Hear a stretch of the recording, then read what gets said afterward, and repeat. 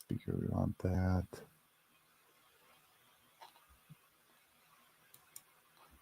All right, what about now, Richard? Test. See, I can hear myself on my end, but that means nothing because I'm not actually listening to the actual podcast. Okay, so it was just a matter of... Oh my God. So I recorded that whole thing, or started that whole thing. Well, Richard, now you're here for the live, fresh start of the podcast here. So, all right, guys, it is 2025. This is the Miller Park Minute. We are back, and doing our same old thing. It's been a minute. Boom. It's been a minute since we've talked behind this microphone. 2024 was not a year where you saw much from the Miller Park Minute. As much as I rose to a little bit of notoriety or whatever you want to call it, I guess, it was something that was a little bit different for me because I stepped away just with life and things of that nature. And now I'm back sitting behind this screen talking Brewers baseball, which I love to do. You guys know I love to do this. You saw it. You've seen it from me over and over and over again. We're still on the same channel, same place, Miller Park Minute. Tell your friends to subscribe. Tell your mother. Tell your brother. Tell your sister. Tell everybody to subscribe. We are... Yeah, sometimes you do. You do need to take yourself and put yourself first. So this podcast is on YouTube, Spotify, Google, Amazon, Castbox, iHeartRadio, Pocket Cast, Radio Public, and Apple Podcasts. Live, recording nightly. We're going to get back to nightly recordings. We're going to sit down and do this nightly. This is the first of the year, so the first podcast is just going to be the live broadcast. It was not aired at 5 a.m. this morning like I normally like to air them, but typically around this time, maybe later, we're going to be doing these podcasts again. And they will be available for the live broadcast, for the live audience. Of course, you can support us at Patreon, patreon.com/Miller Park Minute. I don't know if the SeatGeek code actually still works. It's been a while. It's been a minute since I've used it. Again, using my phrasing. We lost a bit of subscribers. We lost a good chunk over the last 12 months. And it was just simply due to not being active. That's one of the things with YouTube that comes along with it. When you're not active on a channel, it just you fall off, and then YouTube deletes your subscribers and things like that. So it'll all come back in time. It's definitely going to be a growing challenge to return. And I knew it was an undertaking, but I missed this. I missed doing this every day. I missed talking to this microphone, talking to the people, Richard, guys like yourself, Rob, Bill out there. Shout out Bill, one of my favorite supporters. But I've missed this opportunity to speak and to express my opinions about the sport.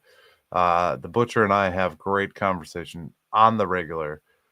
He is my test subject for everything.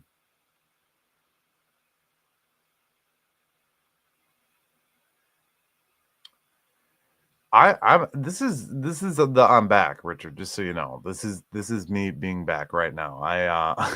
I'm very excited to be back. So before I fixed the audio, I was actually saying how I'm glad I got to kind of sit back a little bit last season and not get too into the weeds on things, because at the end of the day, I feel like this is an awkward position for this microphone. We're just gonna move it up a little bit so you can see my face.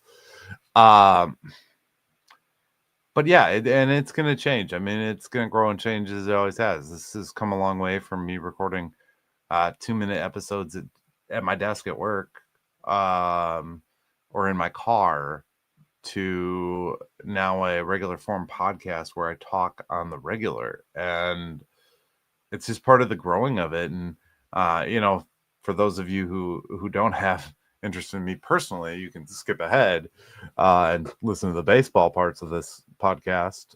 But I think I've grown to have a relationship with the people who watch my podcast, and I really appreciate that. Burnout is a thing you need to deal with whenever it arises. Yes, it is. It is. It totally is. And sometimes other stuff just comes first, at the end of the day. So I'm glad I made the decision to come back. I'm glad I am still here doing this. This is something that I love. I really do. It's not every day that you get to sit and have a platform and talk to an audience. And I'm not going to take that for granted this year. It's going to be great. That being said, let's talk more about this year in the Milwaukee Brewers, because that's the meat and potatoes. That's what people are here to see. Um, I think we'd be remiss to not talk about what 2025 turned into, though.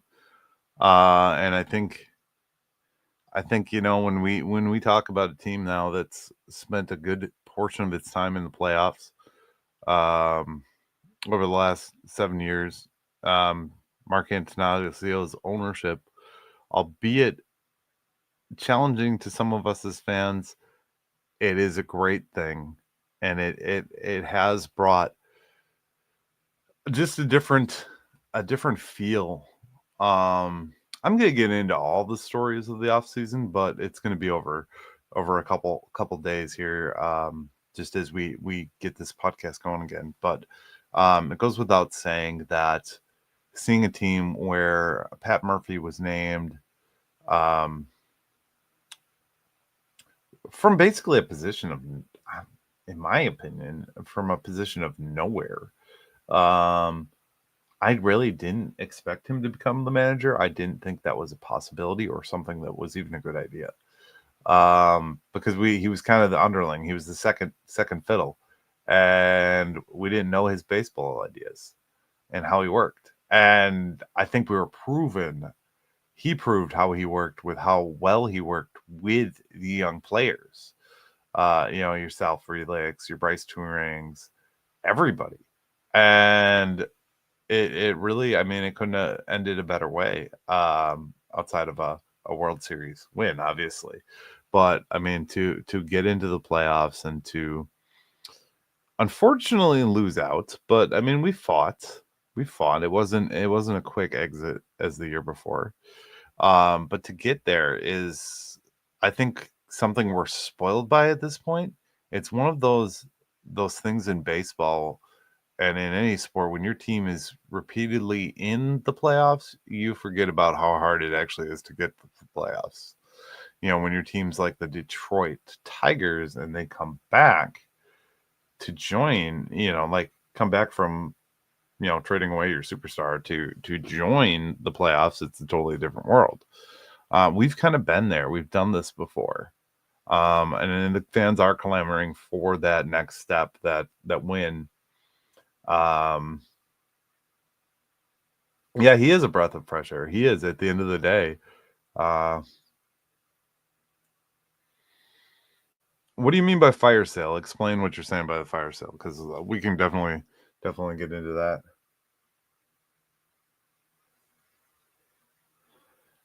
Bryce, welcome to the chat. Yes, I do agree. When it comes down to it, a playoff appearance is kind of what you aim for. I mean, you know, teams that spend millions of dollars like the Dodgers, they're hoping, for a World Series. There's nothing better. That's the end all be all for them.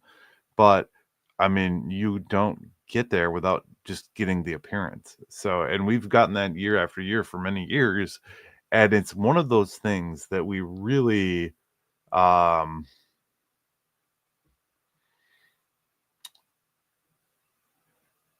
okay, I see what you're saying. I wouldn't call that fire sale, but we'll get into that in just a sec. Yeah, and it's one of those things, you look at like a wild card team like the Nationals. When the Nationals beat us in the wild card, I can remember that. defeat as if it was yesterday, because it's just heartbreaking, and we've had a lot of those heartbreakers in the playoffs. But I think once you know that it's just a shot and anything can happen, it changes the game. It changes the dynamic of what we're doing here and how we're playing for it. And that's very much it at the end of the day. Trading away all of these players and not signing decent players. I've my take has changed on this, Richard, and my take has changed in general. I actually earlier made a comment that maybe we should trade Bryce Tournang. It was in jest, but I made the comment being that they are not spending any money. They're not going to sign contracts. Then we're not going to go sign a Juan Soto. That just isn't going to happen in Milwaukee. And we're protected from, our ownership is protected from being able to spending that money, being not, I guess what's the best way to put it? Not being able to sign those players, or not attempting to sign those players. We are protected by the fact that we are small market. And we all know that I have gotten into the small market debate, discussion, and argument all of many times. And I said, you look at it, if you look at it as a whole, they do have money. They do have money and availability to spend the money. It's just that they're not going to. They are going to protect their bottom lines because they don't have the profit sheets that the Los Angeles Dodgers have. There's actually an interesting graphic. I'm going to reference it real quick here. Let me just pull it up on my screen. And this was shared earlier. I'll give you the page that shared it in just a second here. I got to pull it up. So I look at a lot of different things and sources throughout my day, and I always am kind of just browsing the internet to see different pieces. And this one I came across the other day, and let's see if I saved it. I'm pretty sure I did because I wanted to talk about it on the podcast. Okay, I did. So I can't share this graphic to the screen, or I don't have that linked up at this current time. But one of the things, how much money each team has spent in free agency since 2022.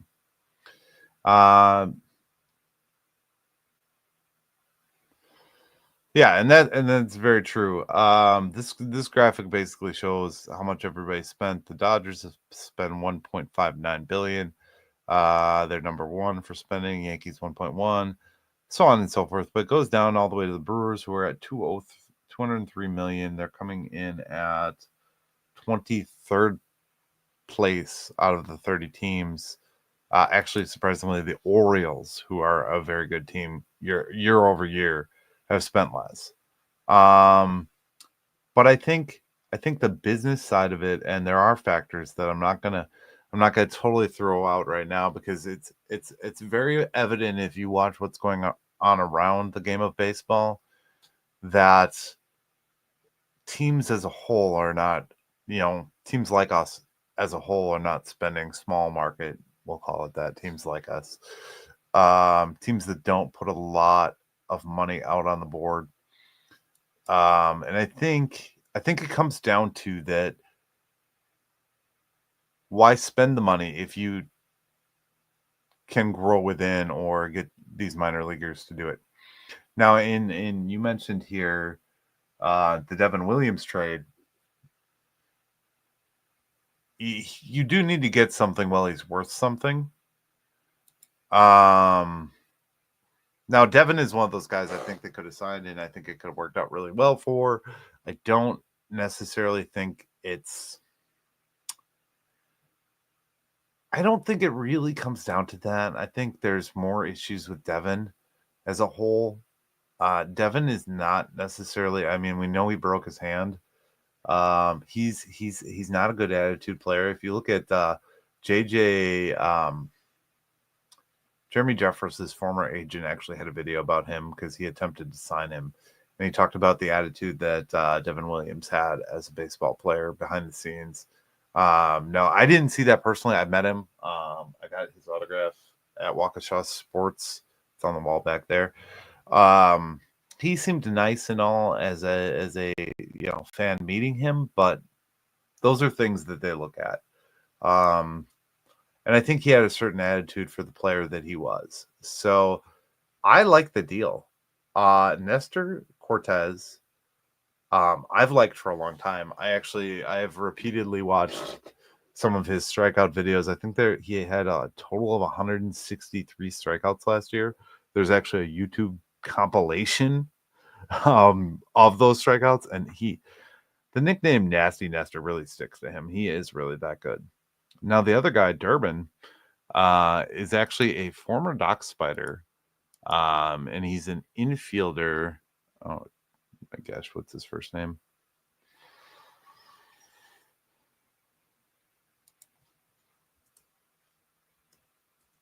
I'm blanking. Sorry, it's been a minute. I was gonna say Tyler Durden at first. If you know that reference, you'll laugh.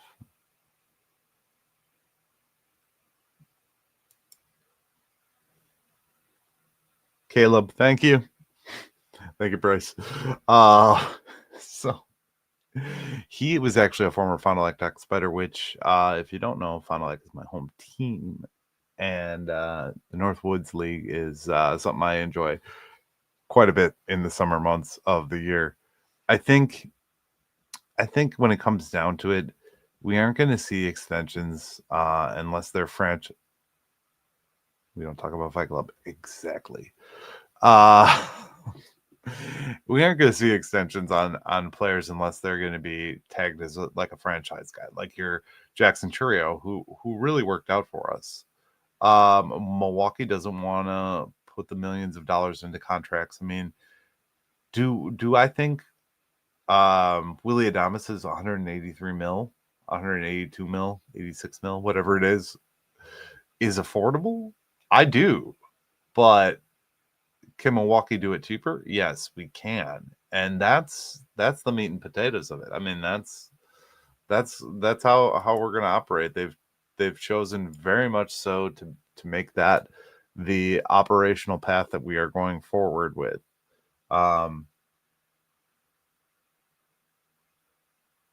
Some teams do make more money. Bryce makes a great point. Some teams make more money. I think the rights thing is the biggest thing right now, though, when it comes to whether it was Bally, Diamond, Fox Sports, all these different things that we've gone through, I think is kind of the excuse that they're playing to not sign these guys more long term.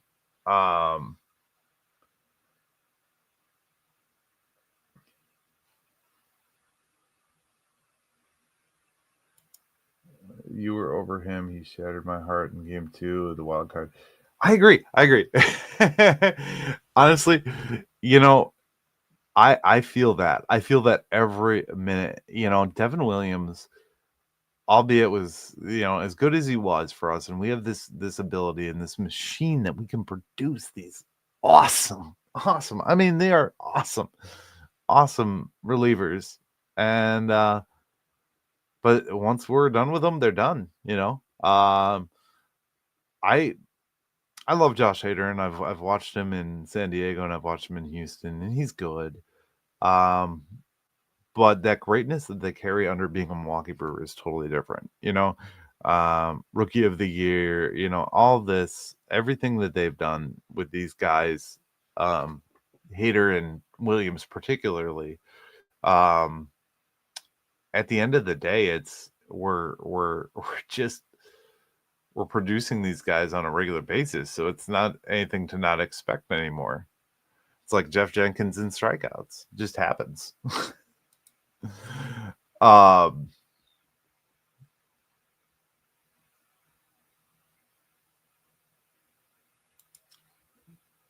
No truer words have ever been spoken. So I actually I partaked in this today too.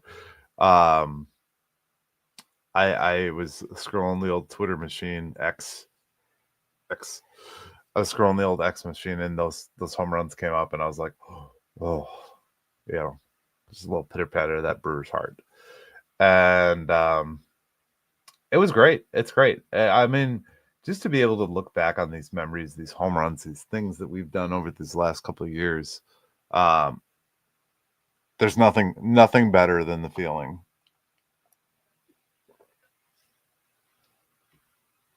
I uh I have a tab on my YouTube of just different moments that I really enjoy that I go back to watch. I watch random baseball clips on a regular basis, and those were definitely some of my favorites. In a while too. I go back to the Grand Slam with Braun with Yelich's jersey underneath quite a bit too. Um, if you ever need to get some great Brewers nostalgia, those are those key moments that you can't get rid of. You just they're part of you as a Brewers fan, and I think that's it's number one. I really am happy to be back to be able to express these things because, quite frankly, it doesn't get any better than talking about these moments and sharing them with everybody. So that being said, at this juncture in the off season, we have not really um, done much, and it worries me a little bit that we haven't totally, filled any real holes. I think that Durbin guy in the infield, Richard. I think you just asked me about what I think of the infield. Um, it's going to take a step up from Tyler Black. Tyler Black was this guy that was hot to trot, hot in the pan. Going to be this guy, next third baseman all day. Joey Ortiz came in and was a surprising player in many lights because he was better than a lot of us expected, and quite frankly, that's that's okay. That's all right. Now, is he going to slide over to shortstop, or is Touring going to slide over? I think we'll see that play out over the next couple weeks here. Once we get some players reporting and we say, okay, hey, Murph's going to talk to him and say, this is our guy here. This is our guy here. Is Sal going to come into the infield? I don't know. I think we're going to have an opportunity to see this Durbin kid, if not Tyler Black. But there could be another piece added too at this point. I mean, there's a lot of talk of trades and third basemen still available, still out there. If you haven't noticed, guys, over the last couple of years, the stove does not burn as hot and does not burn as fast as it used to. I mean, even going back to Christian Yelich and Lorenzo Cain, those were done in January, literally right before the hot stove or the hot stove, the winter the winter. Oh my god, what they call it? On deck, the on deck, the Milwaukee Brewers on deck. Those guys were like totally last minute. Yeah, and that's I think where I'm kind of aiming with the what I think with the trades. You've got to find a way. Yes, we could hope that everybody else can step up. You can hope that Sal gets some power. You can hope that Christian Yelich is back and in full swing and healthy for a full season. You can hope that Bryce Turing continues to hit. Joey Ortiz takes a step forward. I think those are all things going right. But at the end of the day, I don't think without another bat, without some power, without some pop, you're going to get there.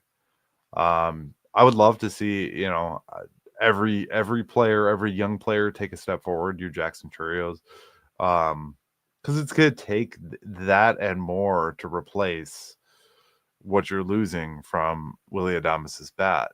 And I'm just gonna say this for a minute because this is just one of my pet peeves for years until almost the final year of Willie Adamas. He was never appreciated by Brewers fans. It was a love and hate. The guy was either came up big or struck out. Like it was one or the other. It always was, and that's baseball. But everybody got so down on him. I think Hoskins had a decent season. I don't think it was terrible. Aging baseball players returning to form is kind of like a theme that we tend to, I don't know, just have to deal with. I guess is the best way to put that. I.e. Christian Yelich.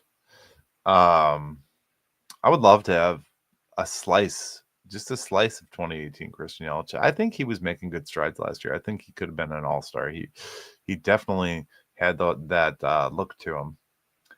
An interesting one to me is Wade Miley would prefer to plans to pitch in 2025 after undergoing Tommy John last year. He really, I think that he really would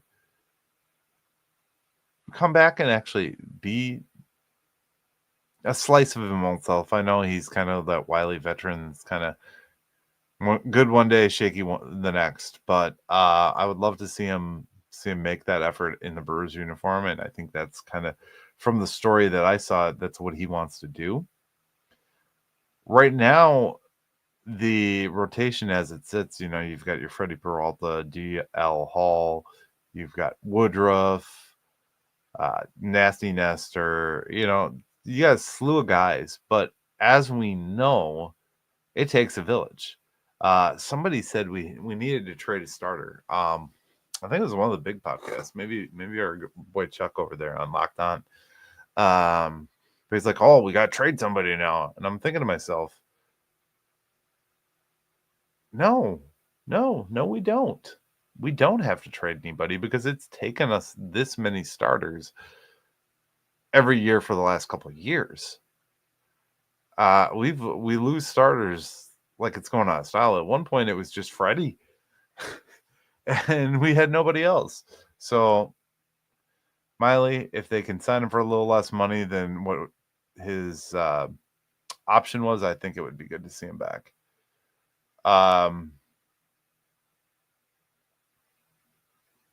Bruce Zimmer, non-roster invitee. I don't really know much about that, so we ain't gonna cover much of that. Council took a couple of our coaches. Go figure. Woodruff. He's still a wild card in my eyes, Richard. Honestly, I think at this juncture, Woodruff could come back and be Woodruff, but he could also come back and be bad Brandon Woodruff. So I don't know. We'll see. We'll see in time. He hasn't started throwing from what I've seen. Correct me if I'm wrong on that. Somebody leave a comment, but I haven't seen anything that says he's even started throwing yet. So I don't think we'll see him until, maybe a month or two into the season. I think it's going to take him time to warm up.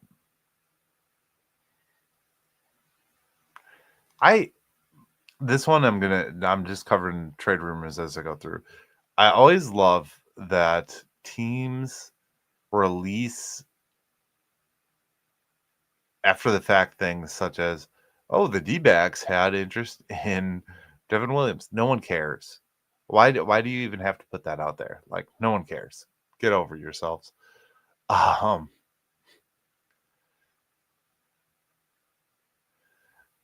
don't really. I mean, Grant Wolfgram to a major league deal. Former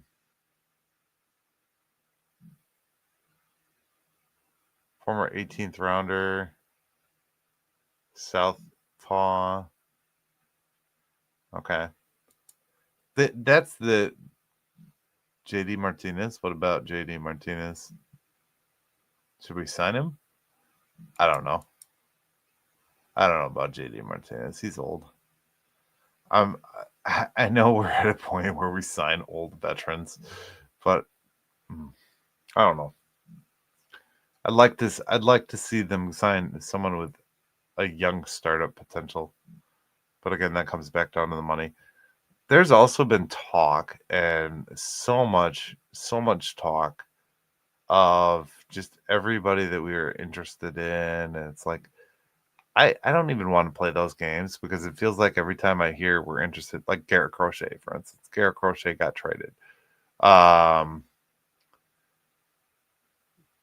But they never amount to anything. You notice if they say we're in on somebody good, it's never actually amounts. It's just, I don't know. Earlier this off season, our friend Chuck was talking about Goldschmidt, bringing Goldschmidt in, and I'm like, no, I don't. I don't want these old guys. I don't want old guys. As I say, Wade Miley should be a Brewer. I understand. I'm contradicting. Nothing ever comes of any one of these trade rumors that I have heard. Like, Trade Rumors puts this stuff out. Other sources do too, and I'm affiliated with Brewer Fanatics. And I have never seen an actual rumor about a player that I was interested in that's come to fruition.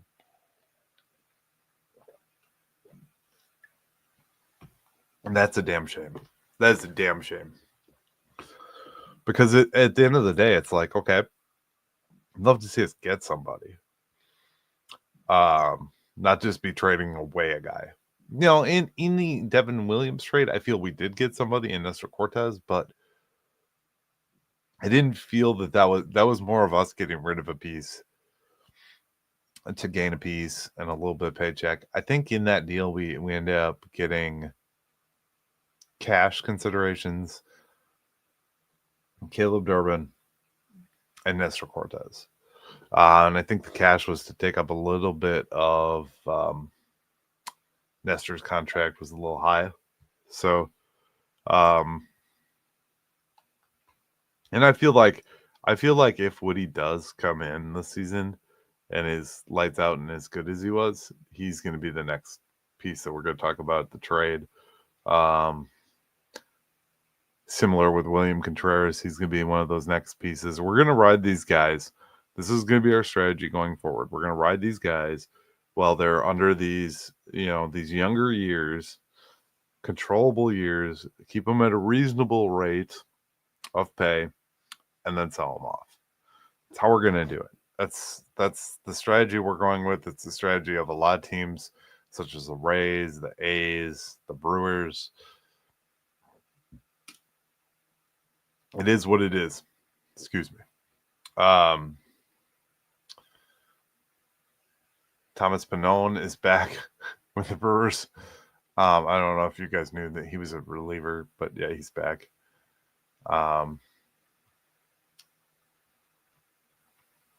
Nothing other than that, really. I mean, there's minor moves here and there, right? Murph Manager of the Year. We all saw that. We all appreciated it. I am actually going to get more in detail with deeper topics going forward this offseason. I'm going to look at, I think, one of my next 2 episodes. I don't guarantee a tomorrow right away episode for it, but one of my next 2 episodes is actually going to be a breakdown of the top 25 things that I expect or would like to see in 2025. After that, we're going to do 25 things about the Milwaukee Brewers going into 2025. Kind of go with that number theme as I always like to do. We're going to talk about the Bally deal, or I should say Diamond Sports, FanDuel Sports, whatever you want to call this conglomeration. It's still the same company. It's just been basically the media rights have been bought and sold over and over and over again. We'll do a whole breakdown on where and how to watch Brewers baseball in 2025. That's always one of the popular videos, just because I think a lot of people want to know what are the best options to watch. We still have a lot of, and I'm going to use this word lightly, old heads out there that still have the traditional cable TV service. Streaming is not in everyone's household as much as we'd like to believe it. So, well, yeah, we'll talk about it. We'll talk about where they are and what you can watch them on. I've read a little bit into these articles, and I've talked about it year over year. We're progressing into an age of all digital, all streaming. At some point, MLB is going to wait its contracts out and basically be airing their own product going forward, and control their rights deals. But the rights deals are across the board in sports, from baseball, basketball, football. It doesn't matter. WWE is moved to Netflix instead of Peacock. We get to experience that on Monday. So for my wrestling people out there, look forward to talking about Monday Night Raw. Shoot me a message. It's going to be a good one. I also think that we're going to take some more time to get behind the scenes. Over the years, I've brought many player and broadcaster interviews. I'd like to continue to get more of those in 2025. I don't know if my contacts are still fresh enough for that, but I will definitely be attempting that. It's all a matter of just getting in the right time and the right connection with these people. And that isn't always the easiest thing to have happen. So it's just a matter of timing, really, at the end of the day. But we'll continue. We'll try. We might have a refreshed studio coming in 2025. Basically, I'm just moving down the hall. We'll see how that all shapes out. It's just a swap of rooms. My son's room is going to become my office. My office is going to become my son's room, which will change the look and layout of the show. So that'll be exciting. The Butcher may come back. We're going to bring special guests in. I've got a couple people that have mentioned prior that they want to be on the show, and we might be doing panels. So we'll see. It's all new. 2025 is going to be a year where we get to enjoy some Brewers baseball and some time behind this microphone again. I appreciate all of you. Remember to like and subscribe to these videos. It's going to be daily. It's going to be 5 a.m. for the refresh of the previous day's episode. The previous day's episode is going to be a live episode, typically filmed in this later evening hour, if that works, which is 10:35 now. So that is going to be the 10 o'clock hour, roughly. It's when I have the spare time. Looking forward to them. First time viewer.